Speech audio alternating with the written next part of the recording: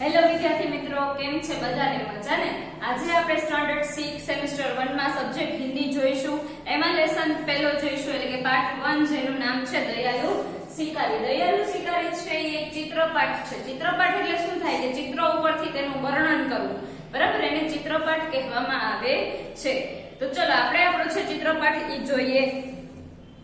આપણા પાઠનું નામ શું છે તો કે દયાલુ શિકારી, બરાબર? શિકારી કેવો છે? દયાળુ છે. જે જેનામાં કઈક માણસાઈ જેવું છે એને દयालु शिकारी कहवामा आवे छे। इस चित्रपाठ में हिरण का शिकार करने के लिए शिकारी जंगल में गया।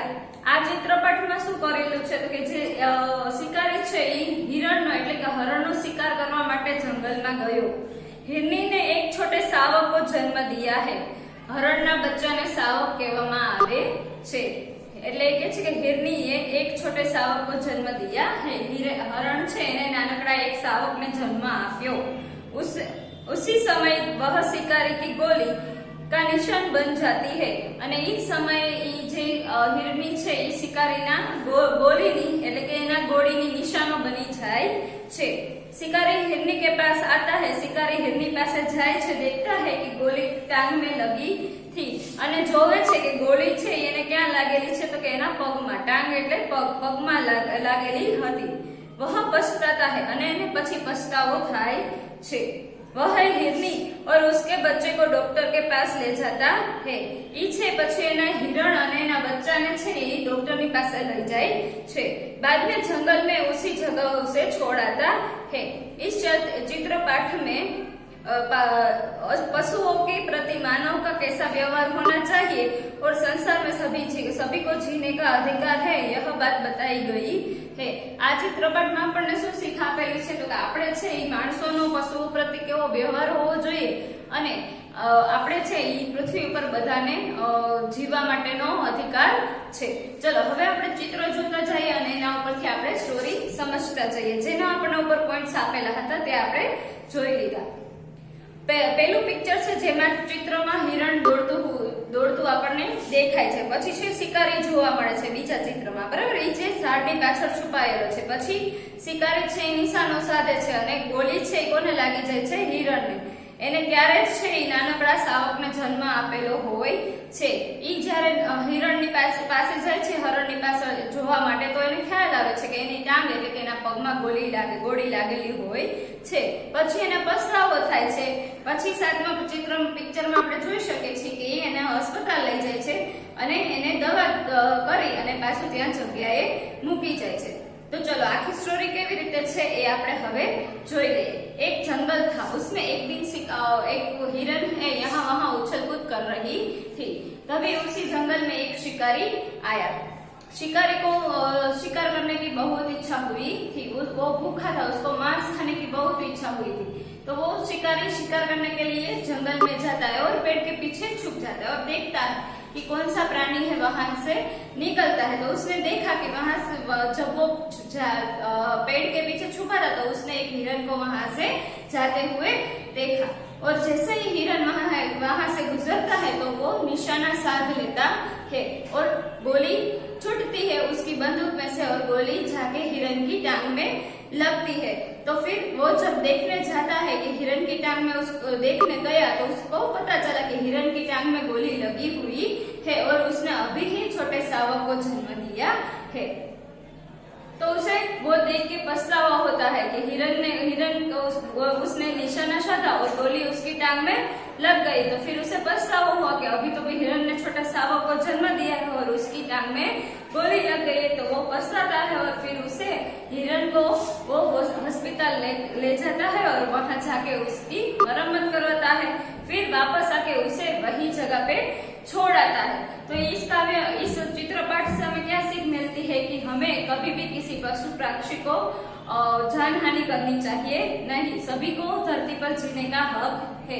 हमारा व्यवहार पशु और प्राणी के साथ भी अच्छा होना चाहिए। चलो इस पाठ में इसके पीछे थोड़े से प्रश्न हमें दिए गए हैं, हम वो देख लेते हैं। चलो पहला प्रश्न है, इस चित्रपाठ में किस पशु की बात है? तो आ चित्रपाठ में केनी बात करवामां आवी कि इस चित्रपाठ में हिरन की बात की गई है। अब आपने किन किन पशुओं को देखा है? आपने किन किन पशुओं को देखा है? આ ચિત્રપટમાં આપણે કોને કોને જોયેલા છે? તો કે हमने हिरण को देखा है। जंगल में कौन कौन से जानवर देखने को मिलते हैं?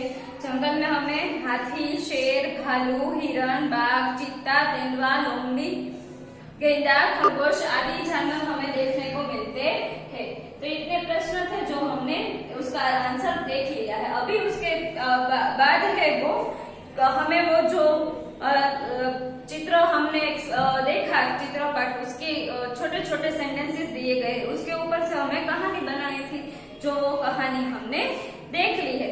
फिर दूसरा उसके बाद है वह शिकारी हिरनी के पास क्यों गया, अपने विचार लिखिए। उसमें हमें अपने विचार लिखने हैं।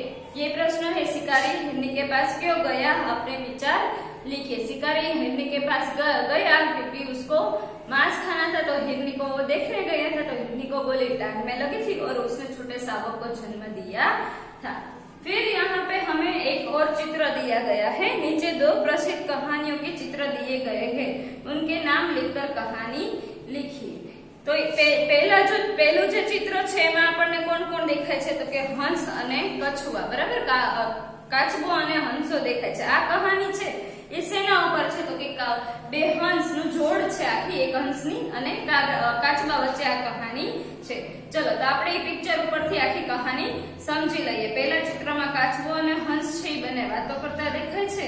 બીજા ચિત્રમાં કાચબો છે એ વચ્ચે લટકાઈ ગયેલો લાકડીમાં દેખાય છે અને ત્રીજું જે ચિત્ર છે જેમાં કાચબો છે એ એના મોઢામાંથી છે લાકડી છૂટી જાય છે અને નીચે પડી જાય છે। તો આ કહાની આપણે સાંભળેલી જશે। તો પાછી આપણે ફરીથી સાંભળી લઈએ। ચલો, कछुआ और हंस, ये कहानी का उसका नाम है। एक जंगल था, वहाँ एक तालाब के किनारे कछुआ और हंस की जोड़ रह रही थी। हंस की पैर थी वहाँ पे, बराबर, दोनों साथ में रह रहे थे। जंगल में दोनों साथ में मिलते थे, साथ में बातें करते थे। वो तालाब के किनारे रोज शाम को मिलते थे और बातें करते थे। फिर वो दोनों दोस्त बन गए थे। फिर एक बार क्या हुआ, एक बार बारिश हुई नहीं और तालाब में सूखा पड़ने लगा। सभी जगह पे सूखा पड़ने लगा, बारिश हुई नहीं, तो तालाब का पानी जो था वो कम होते जाने लगा। तो फिर वो जो हंस और वो जो कछुआ है वो दोनों शाम को मिलते थे, तो वो दोनों बात कर रहे थे कि इस बार तो बारिश हुई नहीं है, तो हम क्या करेंगे, थोड़े ही समय में ये तालाब है वो तो खत्म हो जाएगा। तो दोनों हंस को थोड़ी युक्ति सुझती है और वो दोनों कहते हैं कि ये तो बात सच है कि ये तालाब है पूरा खत्म हो जाएगा, पानी से भरा जो है सूखा पड़ गया है, तो धीरे धीरे वो खत्म हो जाएगा। तो हम दोनों है वो जाके कहीं और दूसरा तालाब ढूंढ आते हैं। तो वो दोनों तो उड़ सकते हैं और जो वो कछुआ है वो उड़ सकता नहीं है। तो उससे कहा कि तुम यहीं पे ही रुको, हम दोनों है जाके कोई नया तालाब देख के आए। तो वो दोनों ढूंढने के लिए गए। उठते उठते थोड़े दूर पहुंचे। एक जंगल में दूसरा तालाब था जो पूरा पानी और पेड़ पौधों से जंगल भरा हुआ था और जिसमें पानी कितने सारी मछलियां और सब थे। ऐसा पूरा हरा भरा तालाब था। वो देख के वो वापस कछुए के पास आते हैं और वो कछुए को कहते हैं कि हमने है एक तालाब ढूंढ लिया है, जहाँ पे जो तालाब है वो पूरा पानी से भरा हुआ है और वो खत्म भी नहीं हो, इतना बड़ा है। तो हम दोनों है वो वहाँ पे हम शिफ्ट हो जाते हैं कि यहाँ से वहाँ रहने के लिए चले जाएंगे।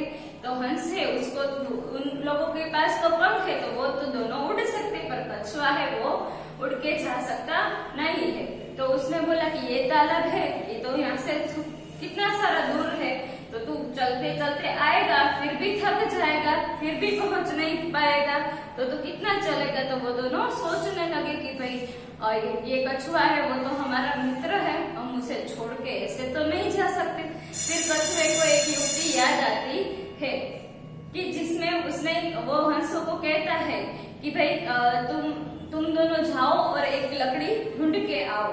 फिर वो लकड़ी को दोनों के साइड के वो जो छेद है वहां से तुम दोनों उसको अपनी चोंच से पकड़ लेना, फिर मैं बीच में से हैंग हो जाऊंगा। तो दोनों हंसों को ये युक्ति सही लगी। फिर दोनों ढूंढने जाते हैं, लकड़ी लेके आते हैं। फिर वो हंस को कहते कि चलो तुम दोनों वो जो छेद है वो अपनी चोंच में पकड़ो और बीच में से मैं लटक जाऊंगा। पर दोनों हंस ने कहा, तुम तो बहुत सारी बातें करते हो, पूरा दिन बातें ही करते रहते हो, तो फिर तुम हमारे साथ इसमें लटक के आओगे और बीच में कुछ बोलोगे तो तुम तो गिर कर मर जाओगे। तो तुम हमें प्रॉमिस करो कि तुम्हें जितना रास्ता है वहां पे कुछ बोलोगे नहीं। तो जो कछुआ है वो उसके साथ बात में सहमत हो गया। उसने उसको प्रॉमिस किया कि अब मैं बीच रास्ते में बोलूंगा नहीं, जब तक हम पहुंच जाए नहीं तब तक। फिर दोनों ने वो छेड़ से पकड़ लिया अपनी चोंच में वो लकड़ी, और कछुआ है वो बीच में हैंग हो गया, लटक गया। फिर दोनों साथ में उठते हुए यहाँ से दूसरे तालाब के लिए चलने लगे। तो बीच में दो जंगल पास किया, तो बीच में से एक गांव आया। तो गांव में उसने वो लोग वहां से पसार हो रहे थे, तभी थोड़े से बच्चे और स्त्रियां और आदमी सभी वहां पे खड़े थे। जिसने ऊपर देखा तो सभी खुश होकर गाने लगे, नाचने लगे वो कछुए को उड़ता हुआ देखकर, और चिल्लाने लगे और तालियां बजाने लगे। तो कछुए ने जैसे ही नीचे उसकी आवाज सुनी और देखा तो उसको वहां पे रहा नहीं गया और उसने मुंह खोल दिया कि वाह कितना मजा आ रहा है सभी को देख के। वैसे ही वो नीचे गिर जाता है और फिर वहां पे उसकी मृत्यु हो जाती है। तो ये कहानी का नाम क्या है? बातूनी कछुआ। तो हमें पता है कि हमें जहाँ पे बोलना चाहिए वहीं पे ही बोलना चाहिए, बिना बात के हमें बोलना चाहिए नहीं। तो ये सीख हमें इस कहानी से मिलती है। तो यहीं पे ये हम कहानी खत्म करते हैं। फिर दूसरी कहानी है जो हम नेक्स्ट लेक्चर में देखेंगे। तब तक के लिए बाय बाय।